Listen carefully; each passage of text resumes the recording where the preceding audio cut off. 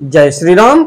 आइए चलते हैं हम आपको प्रभु श्री राम के श्री रामचरितमानस की कथा अरण्य कांड में, जिसको सुनने और पढ़ने मात्र से ही हमारा आपका देश संसार का कल्याण हो जाएगा। क्योंकि जिस मनुष्य में प्रभु श्री राम का वास होता है, उस मनुष्य में कभी भी ईर्ष्या का भाव, द्वेष का भाव उत्पन्न नहीं होता। तो आइए चलते हैं प्रभु श्री राम के रामचरितमानस की कथा तृतीय सोपान अरण्य कांड में।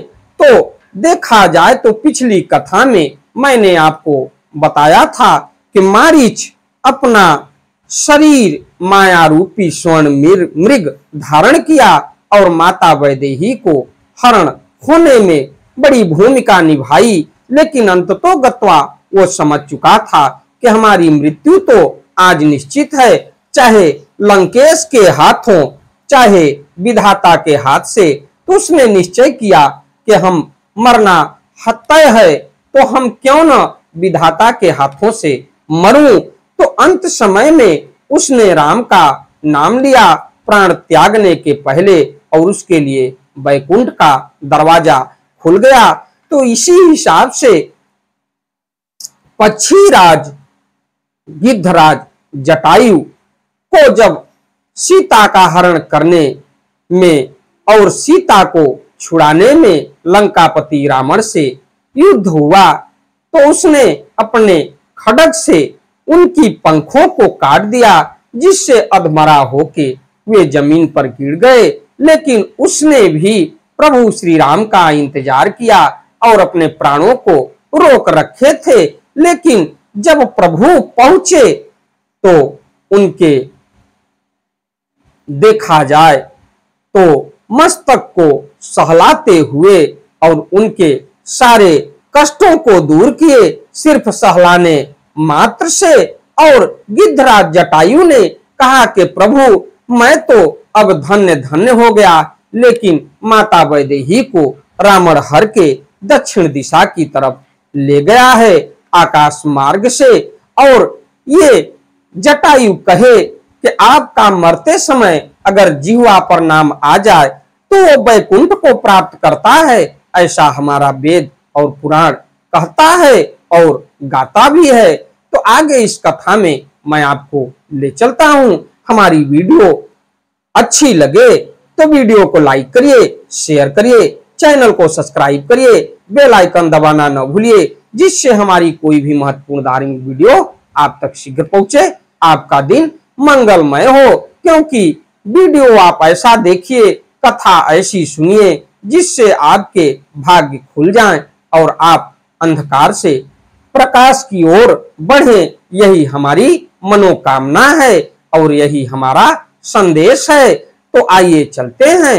ओम श्री गणेशाय नमः। श्री जानकी वल्लभो विजयते।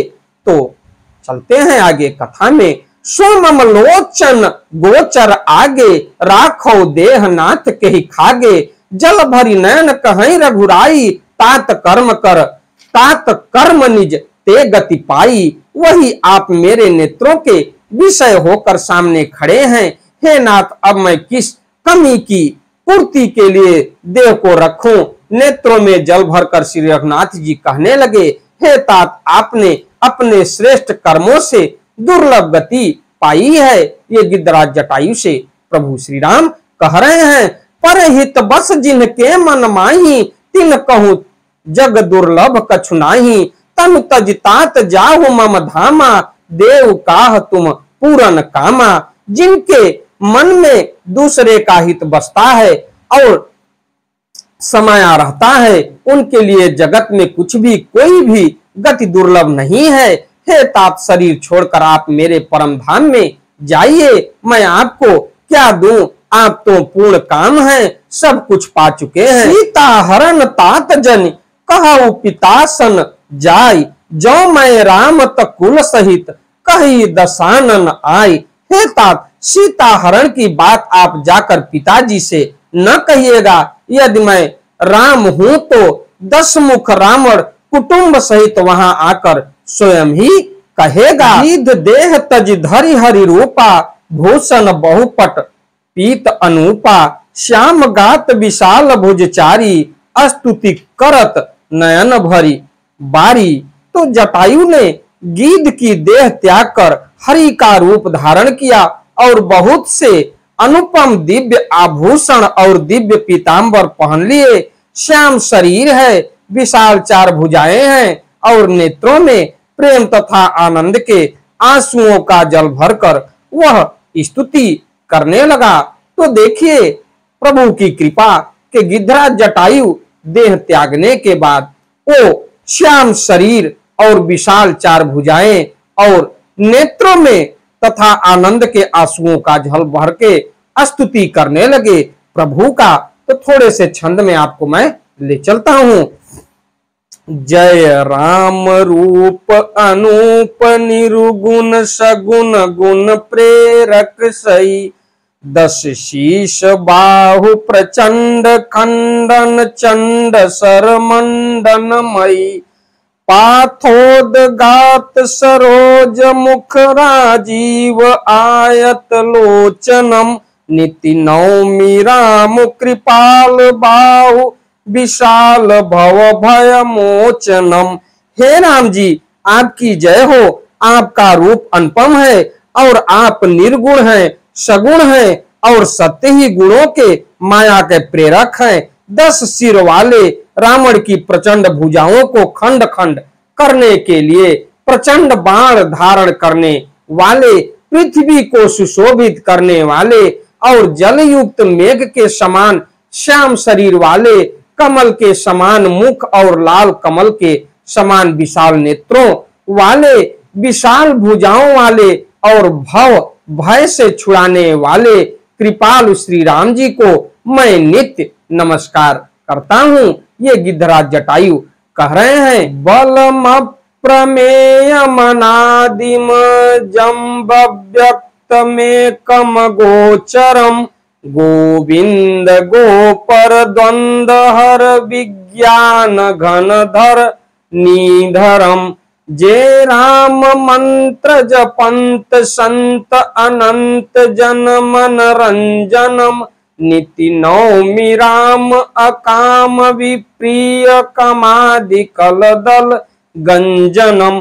आप अपरिमित बल वाले हैं, अनादि अजन्मा व्यक्त निराकार एक अगोचर अलक्ष्य, गोविंद वेद वाक्यों द्वारा जानने योग्य, इंद्रियों से अतीत, जन्म मरण सुख दुख हर्ष शोक आदि द्वंद्वों को हरने वाले, विज्ञान की घन मूर्ति और पृथ्वी के आधार हैं, तथा जो संत राम मंत्र को जपते हैं उन अनंत सेवकों के मन को आनंद देने वाले हैं, उन निष्काम प्रिय निष्काम जनों के प्रेमी अथवा उन्हें प्रिय तथा काम आदि दुष्ट प्रवृत्तियों के दल का दलन करने वाले श्री राम जी को मैं नित्य नमस्कार करता हूँ। ये गिद्धराज जटायु कह रहे हैं। जेहि श्रुति निरंजन ब्रह्म व्यापक बिरज अज कहीं गावहीं, करि ध्यान ज्ञान विराग जोग अनेक मुनि जेहि पावहीं, सो प्रगट करुणा कंद शोभा बृंद अग जग मोहई, मम हृदय पंकज भृंग अंग अनंग बहु छवि सोहई।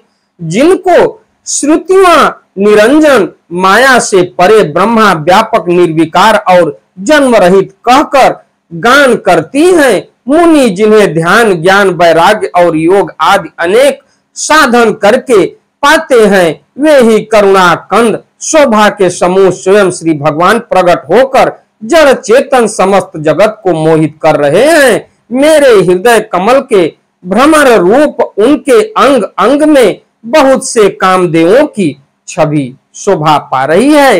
ये गिद्धराज जटायु कह रहे हैं। जो अगम सुगम सुभाव निर्मल असम सम शीतल सदा, पश्यन्ति जम जोगी जतन करि करत मन गो बस सदा, सो राम रमा निवास संतत दास बस त्रिभुवन घनी मम उर बसौ सो समन संसृति जासु कीरति पावनी। जो अगम और सुगम है, निर्मल स्वभाव है, विषय विषम और सम है और सदा शीतल शांत है। मन और इंद्रियों को सदा वश में करते हुए योगी बहुत साधन करने पर जिन्हें देख पाते हैं, वे तीनों लोकों के स्वामी राम निवास श्री राम जी निरंतर अपने दासों के बस में रहते हैं। वे ही मेरे हृदय में निवास करें, जिनकी पवित्र कीर्ति आवागमन को मिटाने वाली है। अविरल भगति मांगी बर गीध गयो हरिधाम, तहि की क्रिया यथोचित निज कर किन्ही राम। तो अखंड भक्ति का वर मांगकर गिद्धराज जटायु श्री हरि के परम धाम को चला गया। श्री रामचंद्र जी ने उसकी दाह कर्म आदि सारी क्रियाएं यथा योग्य अपने हाथों से की। जैसे एक पिता का दाह संस्कार पुत्र करता है, उसी प्रकार प्रभु श्री राम ने गिद्धराज जटायु का दाह संस्कार किया। कोमल चित अति दीन दयाला, कारण बिन रघुनाथ कृपाला। गीध अगम खग आमिष भोगी, गति दिन जो जा चत जोगी। श्री रघुनाथ जी अत्यंत कोमल चित्त वाले, दीन दयालु और बिना ही कारण कृपालु हैं। गिद्ध पक्षियों में भी अधम पक्षी और मांसाहारी था, उसको भी वह दुर्लभ गति दी जिसे योगी जन मांगते रहते हैं। सुनहु उमाते लोग अभागी, हरि तजी होहि विषय अनुरागी। पुनसी तई खोजत दो भाई, चले बिलोकत बन बहुताई। शिव जी कहते हैं, हे पार्वती सुनो, वे लोग अभागे हैं जो भगवान को छोड़कर विषयों से अनुराग करते हैं। फिर दोनों भाई सीता जी को खोजते हुए आगे चले। वे वन की सघनता देखते जाते हैं। संकुल लता बिटप घन कानन, बहु खग मृग तह गज पंचानन। आवत पंथ कबंध निपाता, तही सब कही सपा के बाता। तो देखिए, ये कबंध जो था ये राक्षस नहीं था, ये देव था, लेकिन ऋषियों के श्राप के कारण ये राक्षस बन गया। अब इसका भी उद्धार प्रभु श्री राम करेंगे। वह सघन वन लताओं और वृक्षों से भरा है, उसने बहुत से पक्षी मृग हाथी और सिंह रहते हैं। श्री राम जी ने रास्ते में आते हुए कबंध राक्षस को मार डाला। उसने अपने साप की सारी बात कही। दुर्बासा मोहि दीनी सापा, प्रभु पद पेख मिटा सो पापा। सुन गंधर्व कहूं मैं तो ही, मोहिन सोहाई ब्रह्म कुल द्रोही। तो दुर्वासा ऋषि के श्राप से वो राक्षसी प्रवृत्ति में हो गया था, उसी का उद्धार प्रभु श्री राम ने किया। वो सारा वृत्तांत अपने असली रूप में आने के बाद प्रभु से सुनाया। वह बोला, दुर्वासा जी ने मुझे साथ दिया था, अब प्रभु के चरणों को देखने से वह पाप मिट गया। श्री राम जी ने कहा, हे गंधर्व सुनो, मैं तुम्हें कहता हूँ, ब्राह्मण कुल से द्रोह करने वाला मुझे नहीं सुहाता। मन क्रम वचन कपट तजी, जो कर भूसुर सेव। मोहि समेत बिरंचि शिव, बसता के सब देव। मन वचन और कर्म से कपट छोड़कर जो भूदेव ब्राह्मण की सेवा करता है, मुझ समेत ब्रह्मा शिव आदि सब देवता उसके बस में हो जाते हैं। इसी के साथ मैं अपनी वाणी को विराम देता हूँ। हमारी वीडियो, हमारी कथा आपको अच्छी लगे तो वीडियो को लाइक करिए, शेयर करिए, चैनल को सब्सक्राइब करिए, बेल आइकन दबाना न भूलिए, जिससे हमारी कोई भी महत्वपूर्ण धार्मिक वीडियो आप तक शीघ्र पहुंचे। आपका दिन मंगलमय हो। अगली कथा में अपनी वीडियो, अपने चैनल, अपने वाणी के माध्यम से मैं आपसे फिर मिलता हूं। चलते चलते एक बार प्रेम से बोलिए, प्रभु श्री राम की जय हो, प्रभु श्री राम की जय हो।